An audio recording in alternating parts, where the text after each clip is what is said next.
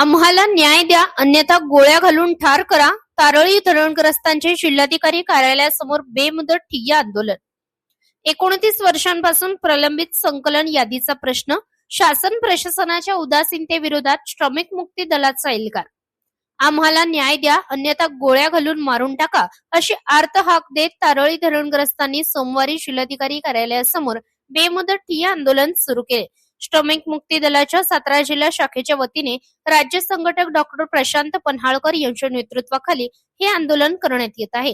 तारळी धरण प्रकल्पामुळे विस्थापित झालेल्या प्रकल्पग्रस्तांच्या संकलन यादीतील पात्र खातेदारांचा प्रश्न तब्बल 29 वर्षांपासून प्रलंबित असल्याचा आरोप आंदोलकांनी केला आहे.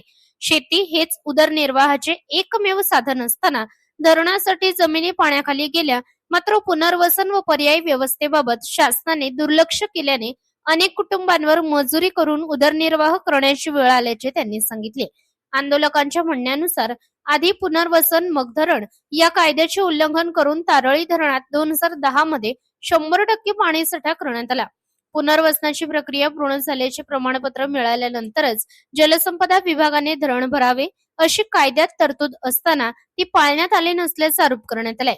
या प्रकरणी संबंधित अधिकाऱ्यांवर गुन्हे दाखल करण्याची मागणीही आंदोलनकर्त्यांनी केली आहे. सावरगर, भांबे, करंजोशी, डांगिस्टवाडी, निवडे आणि बोपोशी या गावातील खातेदारांच्या संकलन यादीत दुरुस्ती करून त्यांना न्याय द्यावा अशी प्रमुख मागणी आंदोलनकर्त्यांनी केली आहे. मागण्या मान्य होईपर्यंत बेमुदत ठिय्या आंदोलन सुरू ठेवण्याचा इशाराही त्यांनी दिलाय. शासनाने आमच्या न्याय मागण्यांची तातडीने दखल घ्यावी, अन्यथा आमच्या समोर जगण्याचा कोणताही पर्याय उरणार नाही अशी भावना आंदोलनकर्त्यांनी व्यक्त केली आहे. समतावादी श्रमिक मुक्ती दलाच्या वतीनं आज तारळी धरणग्रस्तांच्या मागण्यांसंदर्भात इथं मोर्चा काढण्यात आलेला आहे आणि मोर्चा काढून येऊन या ठिकाणी बेमुदत ठिय्या आंदोलनाला हे सगळे धरणग्रस्त बसलेले आहेत. यांची मागणी एकच आहे की गेले 29 वर्ष झाले हे धरण झालेलं आहे, त्याची प्रशासकीय मान्यता मिळालेली आहे.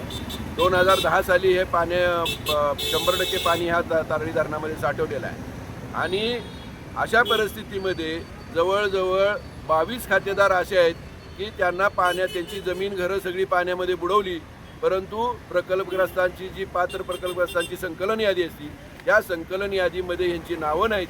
यांच्या जमिनी वगैरे बुडवल्या, त्यांना विस्थापित केलं, नवीन गावठाणात आणून बसवलं, परंतु कुठलीही जमीन किंवा उदरनिर्वाहाचं कुठलंही साधन यांना नाही. दुसऱ्याच्या शेतावर जाऊन मोलमजुरी करून कसं तरी भागवायला लागते. 29 वर्ष हे सगळं झालं, लोकांनी वाट बघितली.